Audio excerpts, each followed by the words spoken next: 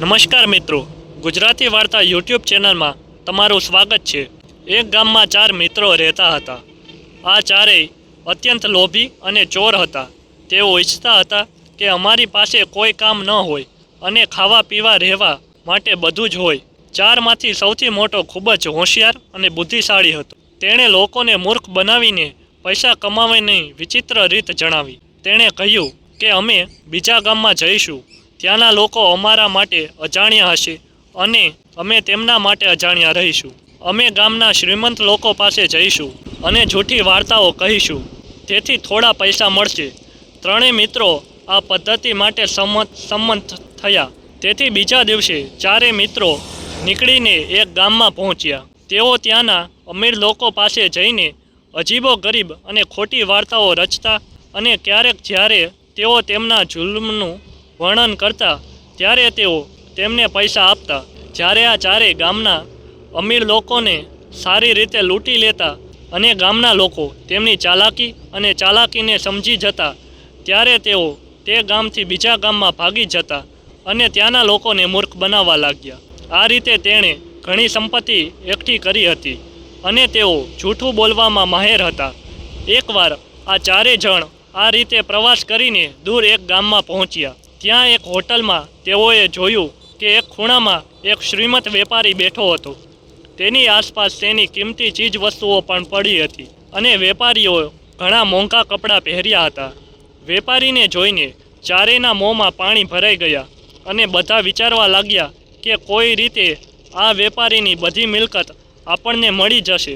4માંથી સૌથી મોટો આઈડિયા લઈને આવ્યો। જ્યારે તેણે આ આઈડિયા ત્રણેયને કહી ત્યારે બધાએ સંમતિમાં માથું હલાવ્યું। તેથી આ 4 મિત્રો વેપારી પાસે ગયા। નમસ્કાર કર્યા પછી તેમાંથી એકે વેપારીને કહ્યું, જો તમે ઈચ્છો છો તો અમે તમારી સાથે રમત રમવા માગીએ છીએ। એટલે કે આપણે બધા એકબીજાને ખોટી વાર્તાઓ કહીશું અને શરત એ હશે કે આ ખોટી વાર્તાઓ સાચી હોવી જોઈએ। જો કોઈ આ વાર્તાઓ ખોટી હોવાનો આરોપ મૂકશે તો તે ગુમાવશે અને ગુમાવનારની બધી મિલકત જશે। વેપારીએ કહ્યું, વાહ, આ રમત તો ખૂબ જ રસપ્રદ રહેશે। હું તૈયાર છું। જો હું હારીશ તો આ બધી સંપત્તિ તમારી રહેશે। 4 મિત્રો આ સાંભળીને ખુશ થયા અને વિચાર્યું કે આપણે તેને એવી ખોટી વાર્તાઓ કહીશું કે તે તરત જ બૂમો પાડી દેશે। આ જૂઠું છે, એવું ન હોઈ શકે અને આપણે જીતીને આ વેપારીની બધી મિલકતોનો કબજો લઈ લઈશું। જરૂરી છે કે આપણી આ રમતમાં ગામ કે હોટલના વડા પણ હાજર હોય, જેથી તે જીતે કે હાર નક્કી કરી શકે। વેપારીએ કંઈક વિચારીને કહ્યું। 4 મિત્રો આ વાત માટે સંમત થયા। એટલે ગામના ચૌધરીને બોલાવવામાં આવ્યો અને તે 5 સાથે બેઠો। પ્રથમ મિત્રે વાર્તા શરૂ કરતાં કહ્યું, હું હજી મારી માતાના ગર્ભાશયમાં હતો, એટલે કે હજી જન્મ્યો નહોતો। જ્યારે મારા માતા અને પિતા પ્રવાસે નીકળ્યા હતા, રસ્તામાં એક આંબાનું ઝાડ દેખાયું। મારી માતા ત્યાં રોકાઈ ગઈ અને મારા પિતાને કહ્યું, મારે કેરીઓ ખાવી છે, તમે ઝાડ પર ચડીને કેરીઓ તોડી નાખો। મારા પિતાએ કહ્યું કે આ ઝાડ બીજાનું છે અને આંબા પર ખૂબ ઊંચા છે, હું ચઢી શકીશ નહીં। તેથી મારા પિતાએ ના પાડી। હું ઉત્તેજિત થઈ ગયો।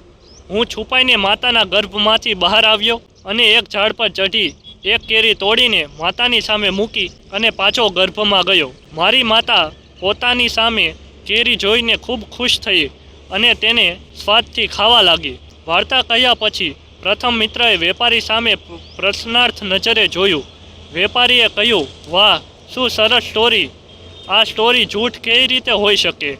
ના, એ સાચી વાર્તા છે। જ્યારે પ્રથમ મિત્રએ આ સાંભળ્યું ત્યારે તે મોઢું ચડાવીને બાજુ પર બેસી ગયો। હવે બીજા મિત્રનો વારો હતો। તેણે કહ્યું, હું માત્ર 7 વર્ષનો હતો। મને શિકારનો ખૂબ જ શોખ હતો। એકવાર હું જંગલમાં ગયો હતો। અચાનક મને દૂરથી એક સસલું દેખાયું। હું તેની પાછળ દોડ્યો ત્યાં સુધી કે હું તેની નજીક ગયો। જ્યારે હું તેની નજીક ગયો ત્યારે મને સમજાયું કે તે સસલું નહીં પણ સિંહ છે। સિંહે મને જોયો અને મારી તરફ આગળ વધવા લાગ્યો। હવે હું ખૂબ ડરી ગયો અને સિંહે કહ્યું, જુઓ ભાઈ, હું તમારી પાછળ એટલા માટે આવ્યો કારણ કે મને લાગ્યું કે તમે સસલું છો। ભગવાન ખાતર મને જવા દો।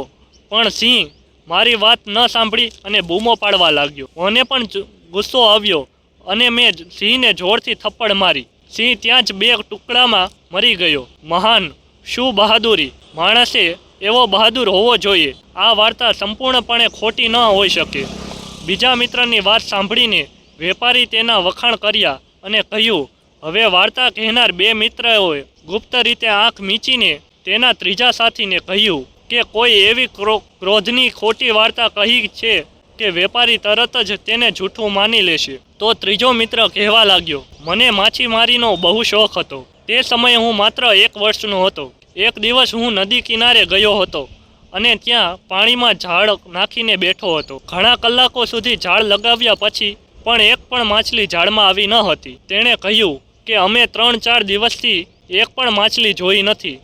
આ સાંભળીને હું ચોંકી ગયો અને નદીમાં ડૂબકી મારી. નદીના તળિયે પહોંચીને જોયું તો એક વિશાળ માછલી બેઠી છે અને આજુબાજુની નાની મોટી બધી માછલીઓ ખાઈ રહી છે.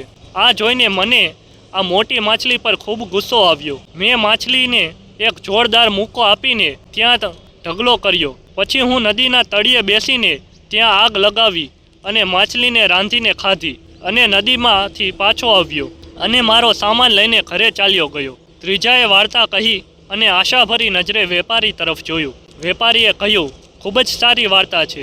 તેણે નદીની બધી નાની માછલીઓને આઝાદી આપી છે. કેટલું સારું કામ છે. આ એક સત્ય ઘટના છે. હવે ચોથા મિત્રનો વારો હતો. તેણે કહેવાનું શરૂ કર્યું, હું માત્ર 2 વર્ષનો હતો. એક દિવસ હું જંગલમાં ગયો. ત્યાં તાડના વિશાળ વૃક્ષો હતા અને તેના પર ઘણી ખજૂર હતી. હું ખરેખર ખજૂર ખાવા માંગતો હતો.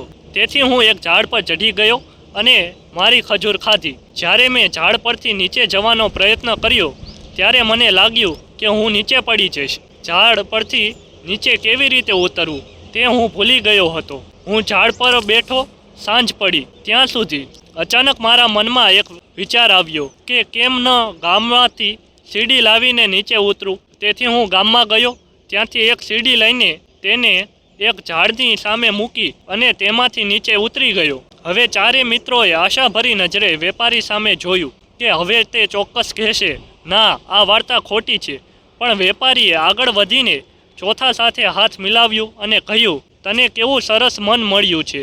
આવી સોચ ખૂબ જ બુદ્ધિશાળી વ્યક્તિના મગજમાં આવી શકે. સાચી વાર્તા જેવી લાગે છે. હવે ચારેયને બહુ ડર લાગવો જોઈએ કે અમે હારી જઈએ અને અમારી બધી સંપત્તિ આ વેપારીઓ છીનવી લે. હવે વાર્તા કહેવાનો વેપારીનો વારો હતો.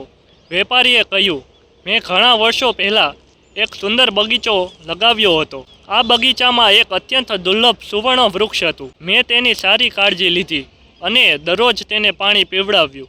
1 વર્ષ પછી 4 સોનેરી સફરજન ઝાડ પર દેખાયા. તે સફરજન ખૂબ જ સુંદર હતા. તેથી મેં તેને કાપીને ઝાડ પર મૂક્યા નહીં. તેને રહેવા દો.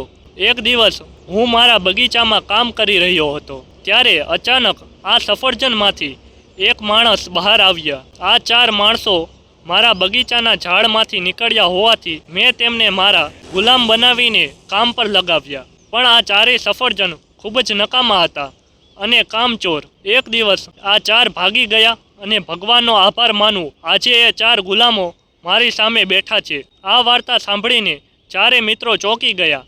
ગામના ચૌધરીએ પૂછ્યું, હા, મને કહો કે આ વાર્તા સાચી છે કે ખોટી. 4 મિત્રોને હાથ પગ ઠંડા પડી ગયા. જો વેપારીની વાર્તા જૂઠી હોય તો તેની બધી સંપત્તિ વેપારીની બની જાય છે અને જો સત્ય કહે તો તેઓ વેપારીના ગુલામ તરીકે જાહેર કરવામાં આવશે. તો 4 મૌન રહ્યા ન તો હા કે નામાં જવાબ આપ્યો. ગામના ચૌધરીએ તેમને ચૂપચાપ જોઈને વેપારીની તરફેણમાં નિર્ણય કર્યો કે આ 4 તમારા ગુલામ છે. આ સાંભળીને તેઓ 4 વેપારીઓના પગે પડ્યા અને ક્ષમા માગવા લાગ્યા. વેપારીએ ચૌધરીને કહ્યું, આ 4 ભાગી ગયા અને મારો સામાન પોતાની સાથે લઈ ગયા. મને મુક્ત કરવા દો, પણ તેમની પાસે જે છે તે મારું છે. તેથી ગામના ચૌધરીએ આ 4 મિત્રો પાસે જેટલી સંપત્તિ હતી તે વેપારીને આપી દીધી. વેપારી બધો સામાન અને સંપત્તિ લઈને ચાલ્યો ગયો. આ 4ને પસ્તાવો થયો. તેઓને જૂઠું બોલવાની ખૂબ જ ખરાબ સજા મળી હતી. 4 મિત્રોએ નક્કી કર્યું કે તેઓ ક્યારેય જૂઠનો આશરો લેશે નહીં અને સખત મહેનત કરીને પોતાનું ગુજરાન ચલાવશે. 4 જણ પોતાના ગામમાં પાછા ગયા અને જુઠ્ઠાણનો પસ્તાવો કર્યો. તો દોસ્તો, આ વાર્તા તમને કેવી લાગી? કોમેન્ટ કરીને જરૂર જણાવો. પસંદ આવી હોય તો પ્લીઝ લાઈક કરો. ચેનલ પર નવા હોય તો ચેનલને સબસ્ક્રાઈબ કરો. અને હા, નોટિફિકેશન બેલને જરૂર દબાવજો. ધન્યવાદ.